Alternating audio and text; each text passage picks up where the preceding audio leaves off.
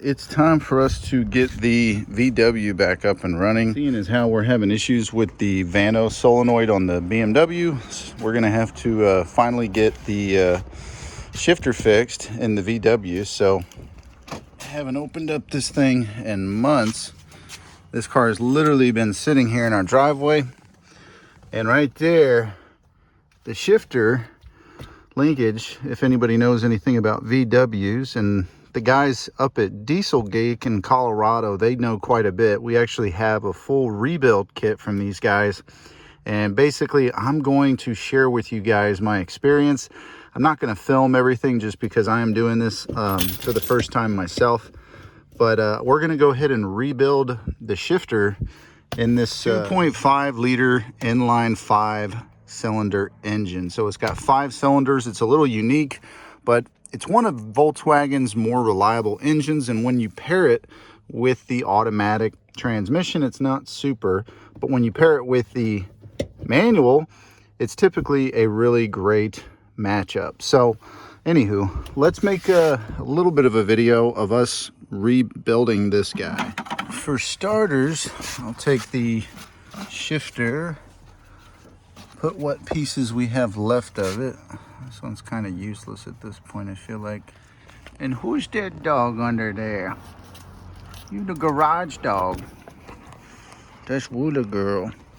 Good girl. This here is going to be our best friend when it comes to removing this guy. As for tools, we're going to be using the non-marring pry tool set. This is a I think like a $10-11 set, and then we're also going to be using the hook and pick set as well. And this guy has pretty much all those little loops and swoops that you need to pull these dreaded center consoles apart. I really miss the old days when, I mean, in my Chevy Camaro, I think there was like a 10mm here, a 10mm here, and then there was like one screw in the center console, and the whole thing just slipped right off of the shifter and allowed you to gain access to everything under the body.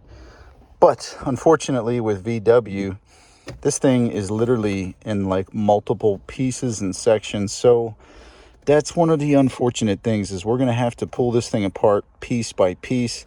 And I'm going to try to go ahead and make it simple, but I'll start off with these two up here, and we'll just start going through this guy. Up on this guy, there's this little bitty tab right here. It's very, very hard to see, but you got to push that in with your thumb. It's right under there, and that'll slide right out.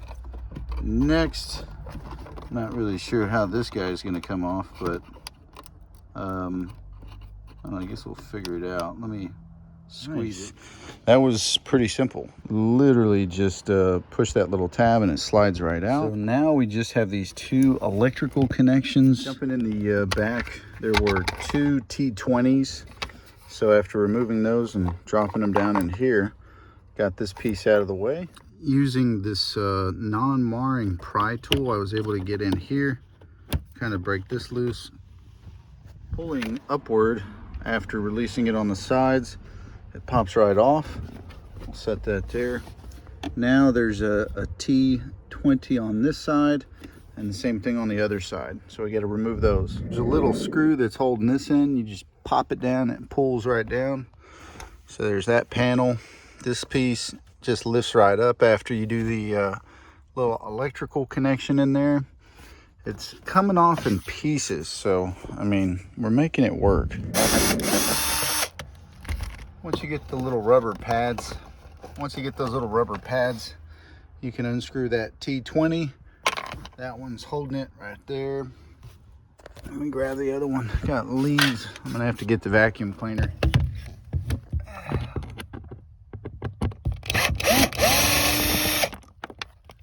I got it. As for this, it should just... what a good yank. Golly. This is ridiculous. Everything seems to be pretty straightforward, except for now I'm down to this last little stretch where, I mean, I've got the center console. We've loosened up 2 screws here, 2 screws there. And now I'm taking out these guys, but I'm just not sure how this guy's gonna come loose. It's still not clear to me. Okay, this piece literally just got reached up underneath here and pulled on it. Unfortunately, I think I pulled it from the bottom. You know, keep in mind I'm not working with any instructions, and as you guys can see, the top should come off first. So when you remove this piece, make sure you pull it down from here and not from the base. I made that mistake. Finally figured it out. You gotta pop this piece out, and there's a little metal retaining clip here and here, and as you guys can see, right up in there we got 1, 2 T20s, and I need to do the same to this side as well. Best place to go in is right here. If you guys can see that, right about there, there's a little indentation where you can get a pick in there. Keeping in mind, so there's 1, 2, I put those screws here, and now I'm gonna tackle those right up in there. So, okay, we did it. So, this is gonna be fun to work on. These are all pieces of the bushings that used to be in this guy. And if we pull that off, oh, look at that, it's just awful. Yeah, we're gonna have to do a full rebuild on this. I have had this guy sitting on my workbench for a hot minute, and this is the Deluxe Shifter Kit from DieselGeek, and it's intended for Mark 5, 2008 and newer.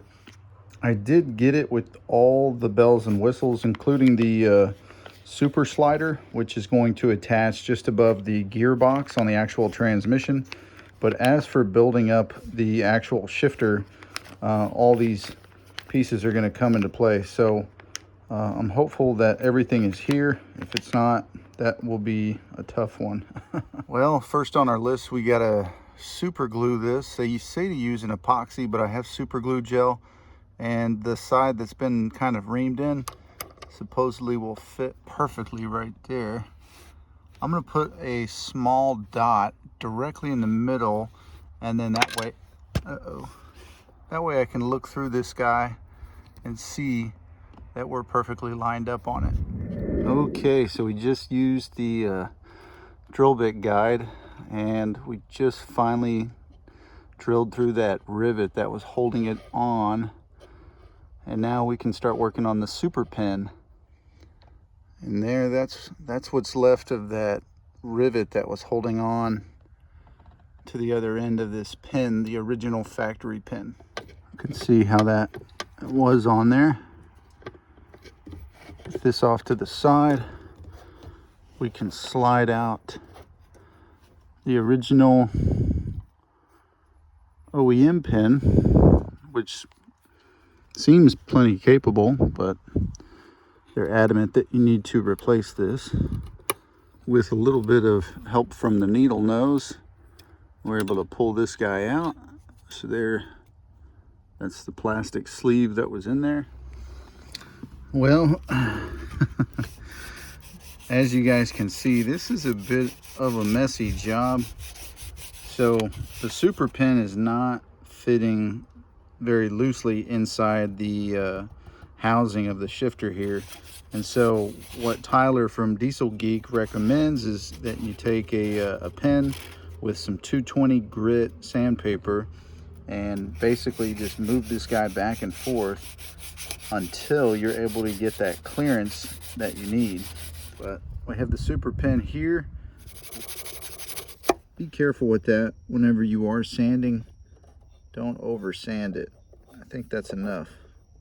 All right, well, it's the next day, and you know, I have to say these DieselGeek guys, their videos kind of more or less are pansy videos, because they don't actually do installs of these bushings while they're actually in a car. They try to mirror it with their videos. And I'm calling them out. Tyler, Jim, all those guys. You guys are pansies, because y'all don't actually show an actual install in a real car. So we got an 1.5 hole saw. I'm gonna go ahead and line it up as best I can and just start drilling into this guy.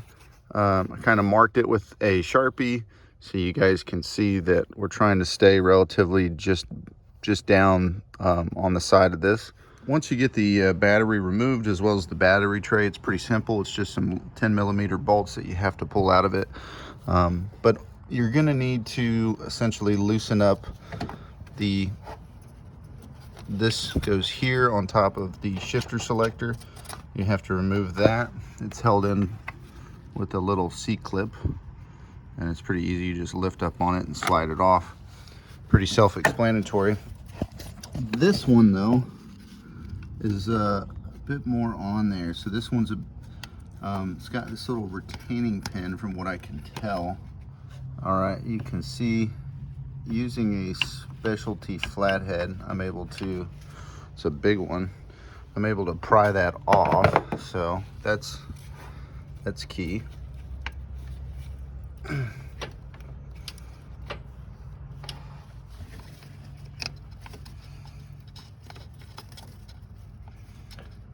Hopefully I didn't damage it. It looks like it's okay. But now our shifter's moving freely inside the cab. All right, so this is the side-to-side bushing, and it's still really stuck on there. You guys can see, doesn't necessarily want to wiggle out of there, so I'm gonna have to jam this flathead down in there and carefully pop it off, and hopefully it works out. All right, I was able to get that flathead screwdriver and pop off the old bushing, but now the cable has fallen into the gearbox assembly, or I guess the shifter assembly, since this is, you know, and I gotta hand it to VW for this elaborate shifter design and how the cables work. But yeah, now I've got a cable down there that I gotta fish out. We'll go ahead and get the new replacement popped in. Because the factory bushing is so well installed on this little arm, I accidentally, I had to use pliers to pull it off, and you can see I kind of nicked the shaft, and so I'm having to lightly sand it a bit to remove that little sliver of metal that's now kicking up. The thing the DieselGeek guys do not touch on is making sure that you properly clean off the adhesive or whatever material you used to epoxy the drill bit guide onto your little linkage arm here. But I've got this thing cleaned up. I think it's safe to say now I just need to use my pick, and I'm going to use my pick here and try to get down in here to grab this rod and see if I can't pull it back up. See, there it is, and I'm having to hold that here with the pick, and I'm gonna have to carefully pop in the new one. That's gonna be fun. I'm not even gonna be able to get that on camera, and I can understand why these guys didn't even film when they were in the car. Another big kicker is their video footage is 320. So hopefully having a decent video in 1080p at 60 frames per second will help you guys see what you're doing and how to fix these dreaded shifters. Well, I'm sitting here with a pick and I'm sitting here grabbing this guy. I managed to use some needle nose pliers to squeeze in the bushing, which is the only way you can do it. You can't do it with your fingers by hand, and I'm having to use these long extended needle nose trying to get that little nipple into the bushing, and it's just, there's no room to work in here. So you guys can see I've managed to come in at a very severe angle. All right, not only am I extremely frustrated, but this seems ridiculous, the amount of finagling you have to do just to try to get this guy in here. And now that it's in here, I mean, I'm having to use pliers to make sure everything gets seated properly, which is damaging the plastic. So this is just, I would not recommend replacing this if your factory one is intact, which it most likely is if you have a 2010 or newer VW. This is a waste of time in my opinion. The only reason why I'm building this shifter or having to rebuild the shifter is because the back and forth bushing has deteriorated 100%. And so next is going to be drilling that hole and getting after that. But this one, leave it untouched. I just don't recommend changing it, especially if you don't have the shifter out of your car. Those guys at DieselGeek they're just freaking trying not to admit that their product is a pain in the rear to install, like an absolute pain in it, to the point where they don't even make a proper video on it. They do a BS video where they're installing this stuff on a workbench on a shifter that's already been removed from the vehicle. So, I mean, it really just freaking, it's frustrating. Just so you guys know what I'm using, these long needle nose have been my saving grace. And they allowed me to get in there and properly crimp it down. Hopefully it's not damaged too bad. Definitely got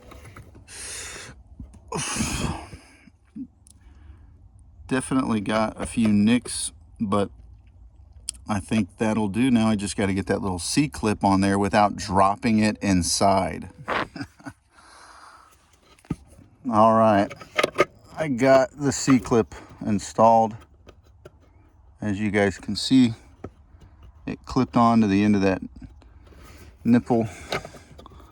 And now, I'm gonna have to leave this, I guess, just loosely here because I still have to install the first gear getter and the shim and all this stuff here. So take this off, put this, and that's another thing too. They should probably include, look at the rubber on this thing. It's all cracked and busted up. But anywho, whatever. All right, so I got our, what was this? We took this was actually our 1.5-inch hole saw. And as you guys can see, we drilled and drilled and drilled until we got access. So now I'm gonna get the vacuum cleaner and just clean all this up, try to make it a little bit easier. That way we don't get metal shavings in all of our, bits and pieces. All right, so we did a little bit of vacuuming. Word of advice, get a knee pad next to your car, as I have found this to be the best method thing. So you have to have a pretty diverse toolbox in order to tackle this. And I don't like how the guys over at DieselGeek play it off like it's something very simple. I mean, I've already spent like 10 hours working on this thing, doing the super pin install. I mean, it was like an hour of sanding. Well, there goes the first thing I just broke. So I was jamming this little flathead down in here and trying to pull up on this guy, and it just straight up snapped off. There is a bunch of grease that they have caked up in here. Well, one thing that Tyler does say from DieselGeek is that you can come in here and kind of snip this bridge, and it's kind of a useless piece because it was there for the injection molding of this plastic part.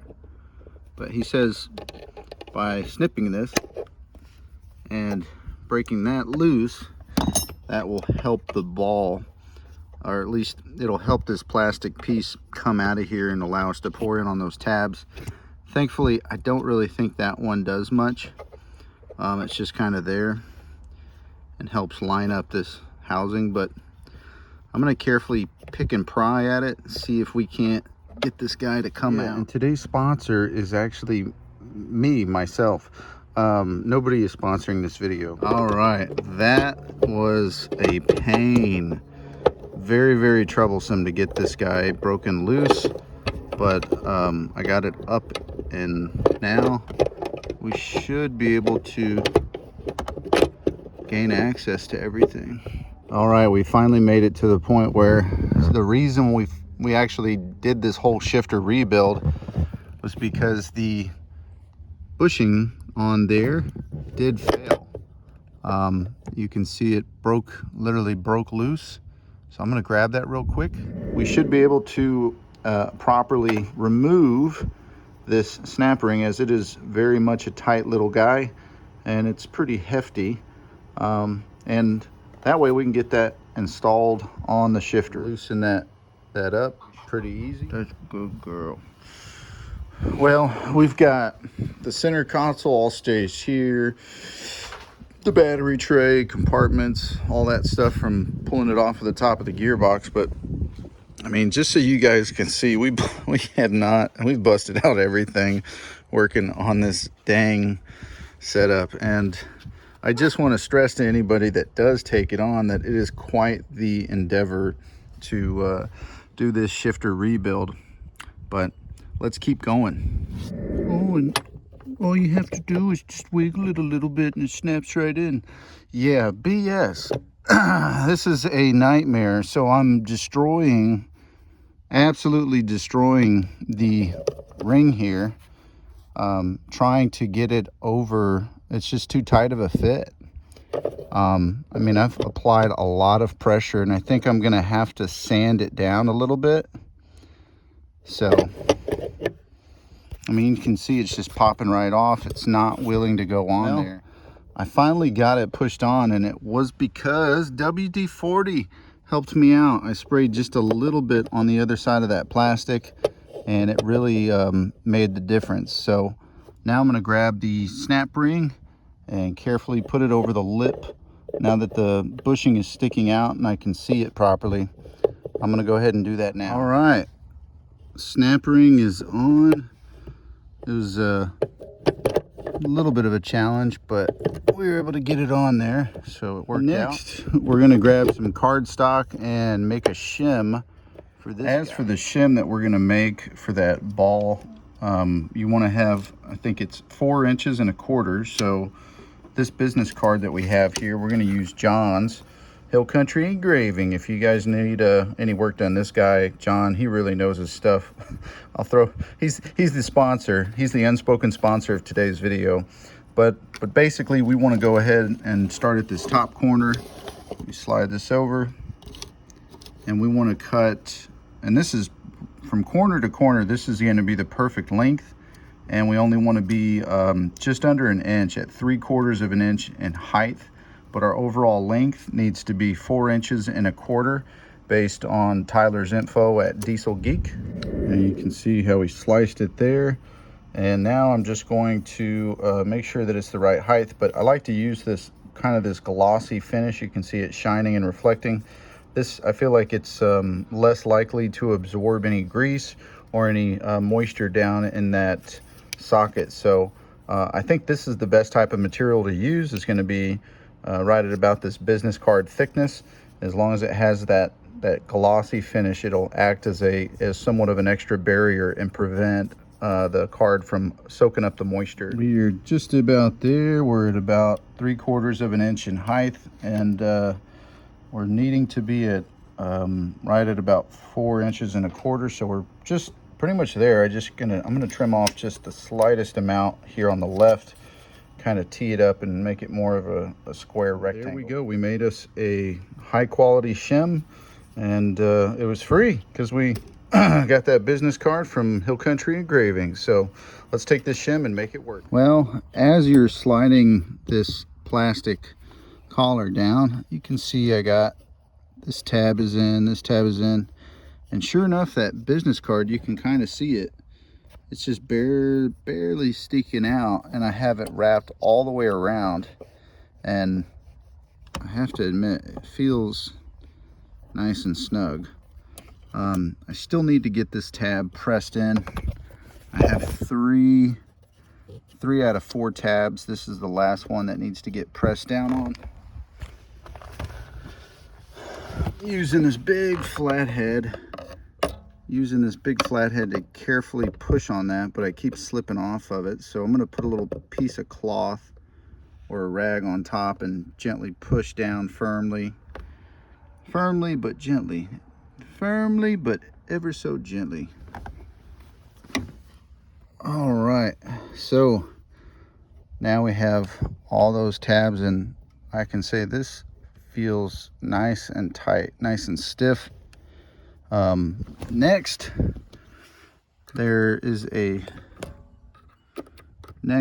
on Next, you'll see this little tab here. You just get a little flathead and stick it underneath that and pull this right off. Once you get the old first gear off, the original OEM first gear getter, we'll get some brake cleaner as recommended by those DieselGeek guys, and we'll properly clean this and we will prep it for the new and improved first gear getter. All right, well, the sun has moved to the other side of the house and we have our brake cleaner. Now let's go ahead, now that it's cooled down, we'll go ahead and clean this up and wipe it down with our rag. Well, I cleaned off the end and then I made the epoxy resin, but I made it separate from the car. So now I'm having to kind of refit how we're going to have this on here. Being silly with epoxy, thinking I had plenty of time, the epoxy began to harden. So now I'm having to manually remove the debris and pick it out. And essentially I'm going to give it another shot again. This time though, I'm out of epoxy, so I'm going to have to use my super glue gel, which I think should work just as fine. In life, sometimes you fail and you have to learn to do things all over again. So I drilled out all the epoxy as carefully as I could. And now we should be able to fit this guy, yes, perfectly. So now we're going to just try it again. And this time we're going to apply the product here. The thing about epoxy is that I don't like mixing it up in my car, because if I spill that on the seat, it's going to mess up that seat forever. And then I'd have to cut out the leather. Yeah, whatever. So let's just go ahead and use what we know works best. I'll grab some rubber gloves and some super glue gel from Gorilla Glue. As you can see, we put a healthy amount of super glue gel in there. And now I'm just going to carefully put it on.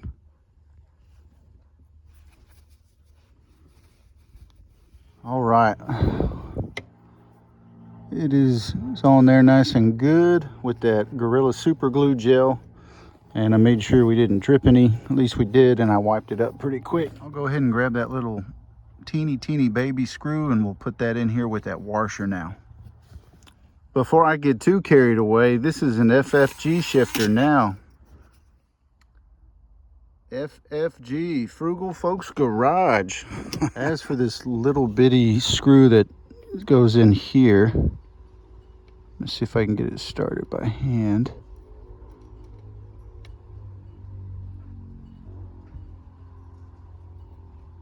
The only little bit I could find that would actually fit it was a T10. I went through a bunch of Allen keys and none of the Allen keys were a really good fit. So let's see how much we can get into this. I drilled in about a 1/2 inch with a 3/32. I might need to go just a tad bit deeper based on how it feels. Looks like we got to go a little bit more. So I'll go ahead and take this guy out.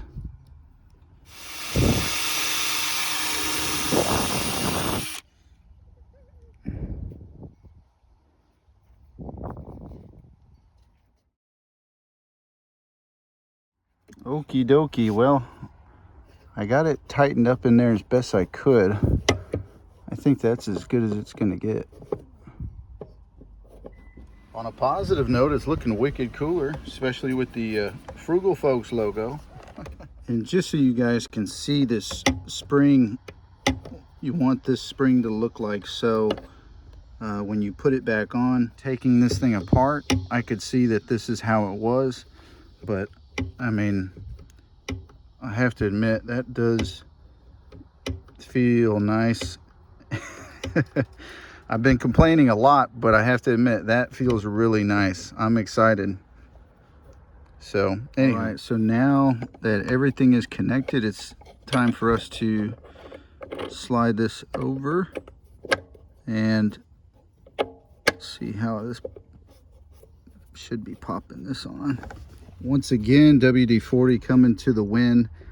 This is not wanting to seat on there. I'm not sure if that epoxy I had used was a little too much, but just a couple drops of WD-40, and let's see if that'll pop on there. Thankfully I have these oil pliers and these are gonna, I think, do a decent job of grabbing it,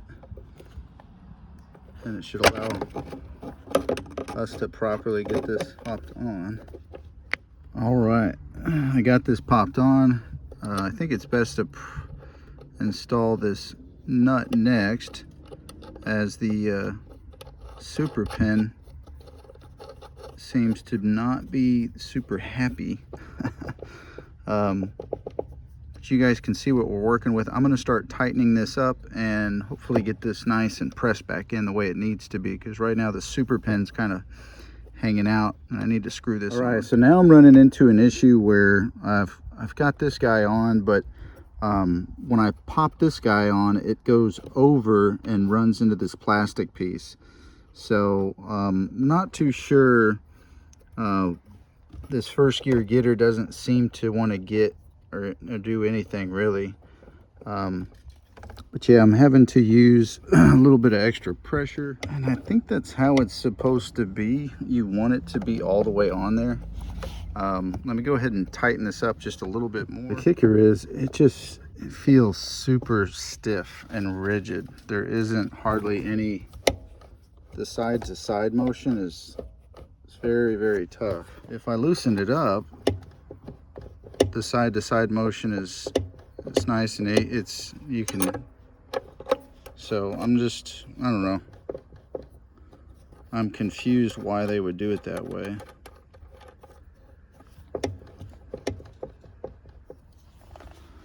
Maybe I need to remount that hole a little bit more.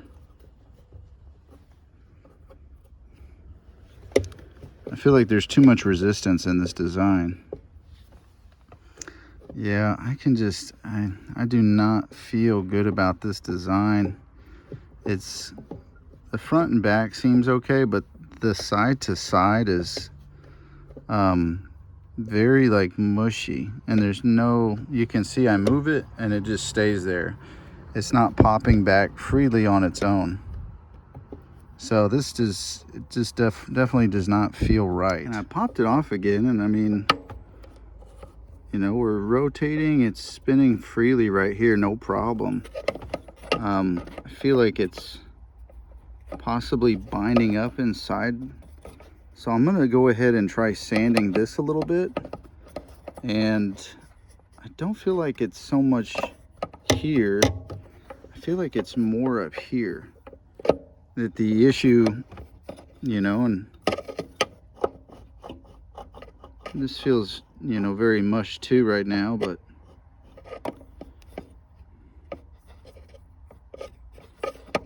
hopefully we didn't bend anything. I don't think we did. It just feels way too stiff. A lot stiffer than I know it needs to be, if that makes any sense. Well, now I'm just sitting here and I'm hopeful that if I mean, this feels good right here, but as soon as we tie this into place, it feels awful, and it's binding. I can tell it's just not, it's not perfectly, and I think a big part of it is the fact that maybe this is not a big enough hole. Maybe it just needs to be sanded. I don't know. Well, I think these guys genuinely just show you how to put it together, but they don't give you really the best recommendations. I know for a fact that this ball joint would benefit from having some grease on it. So I'm going to load that up, as well as this guy here. A little bit of grease. I've always had a good amount of grease. Anytime I've done shifters on American-made cars, I've always put a little bit of this grease, and this stuff just, I mean, it really goes to work and does a good job. So a little bit of that red grease, I think, is going to maybe help us out a bit. make this feel a lot better.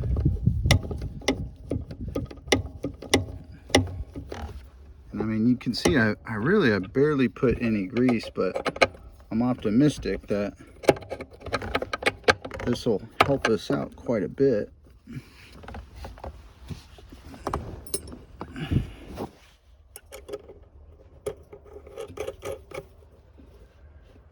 Put that on there.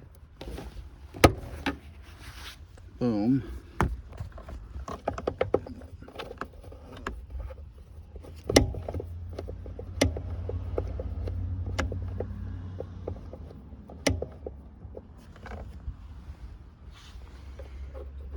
I think that's gonna have to do it right about in there. At this point, I think it's designed to feel extremely tight. I think it's supposed to offer more of like a tight, notchy feel. So I think this is just the way they designed the short throw shifter feel. Like I said, back and forth is good. It's just that side to side that is not really, it's super stiff. Now I'm just gonna focus on the this clip. It's a retaining clip that sits right here, and the spring mechanism, which we put off to the side here. It's pretty simple. One of the easier things to do, I think. But really what's taking time is us having to go through and pick out the old bushings. Manually, we're picking them out with this little pry tool. And you can see they're just all dried up and crumbled inside here. So that's what I'm pulling out now. Another big thing when you're working on this, guys, you don't want it to go down. You want to hold this up and make sure it stays up, because once it falls down in there, it can be a bit of an issue to get it lined up the right way and come back up. So just caution. All right, now let's go ahead and slide this guy on. Let's see if I can get it over. All right, we got that bushing pushed down. This is the top bushing, the bottom bushing. The larger portion goes down into the shaft. I'll slide this over like that. Bring this guy over, just like so. Next, all we have to do is basically push down on this and then slide the clip. Voila, just like that. We have a nice notchy shifter.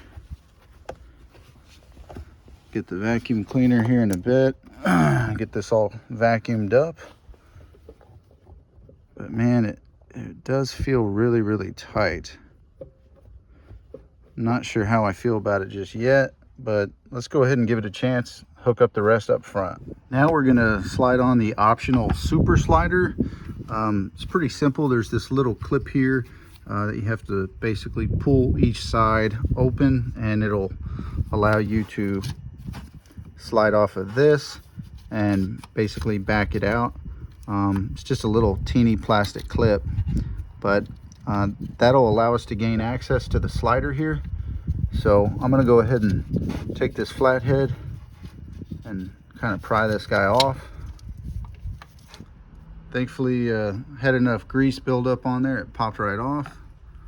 And then now we'll take this super slider and pop this guy on. We did a standard alignment, and I have to say unfortunately I am not impressed with this shifter. I've had to loosen up this super pin quite a bit. You can see the wiggle in order just for the back and forth to still work. When I tighten the super pin all the way, or just finger tighten it, this does not return. It does not return to center. So, and I already went through the front of the gearbox. The gearbox was fine. I did the proper shifter alignment. Made sure everything is good. I put the super slider on. I don't know. I'm going to take it for a drive, but safe to say that so far I'm just not happy with the way that it feels. All right, car started. Got all kinds of check engine lights. We'll take our shifter, our VW shifter knob. Goodness, that thing is high.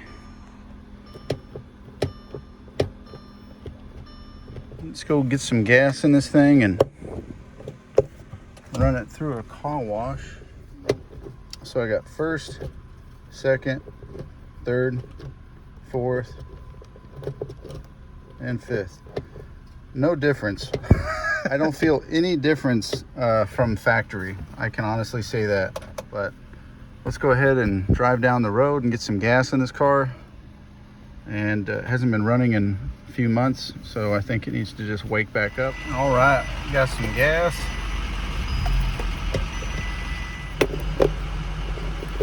Shifter broke after the first couple shifts.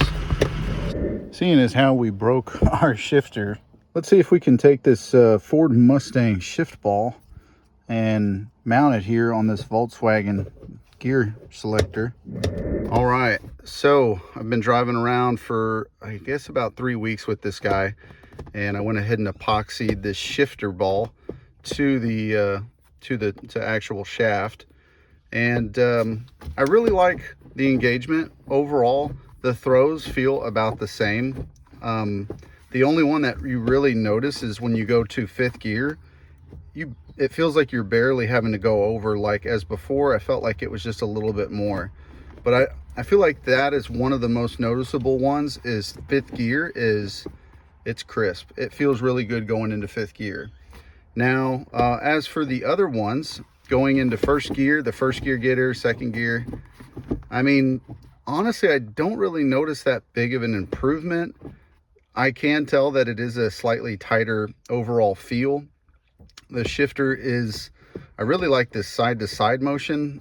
Out of everything, this is what I find myself doing the most. I guess because the super slider was, for my particular install, was not liking the spec on the tightness. So when I tightened it up all the way to Tyler's spec from DieselGeek, the side-to-side motion was not really, it did not feel like this.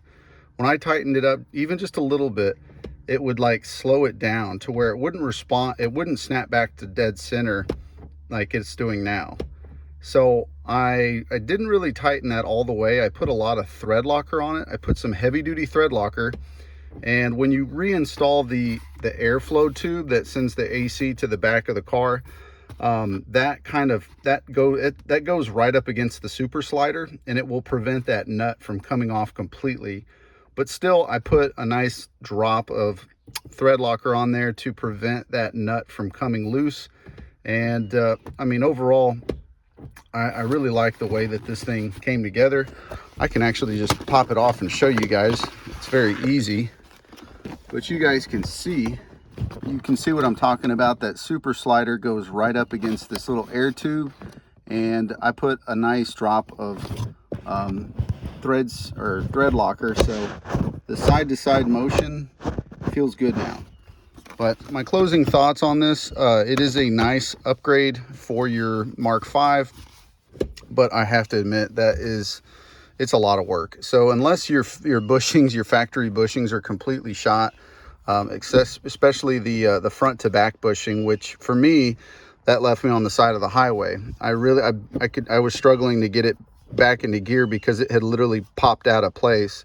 But if you're looking to improve your factory shifter, I would do this as a last resort. I really don't think it justifies, unless you're doing like some serious, applications. I don't really think all the work, I just don't think it's really worth it. But if you do have your front to back bushing fail completely, then you're going to have to take this thing apart regardless. The side to side bushing, I feel like it's designed pretty well. I would not waste your time trying to rip that off because, like I showed in the video, I kind of damaged it.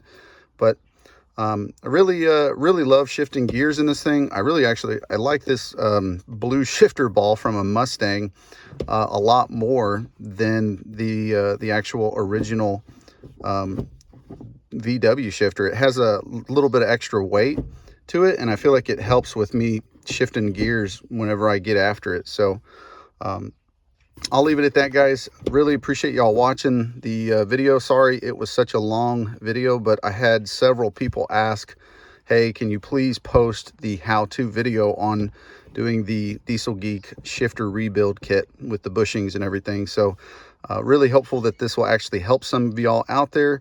If this video did help you, please drop a comment down below, and of course give us a thumbs up if you can. Every bit helps.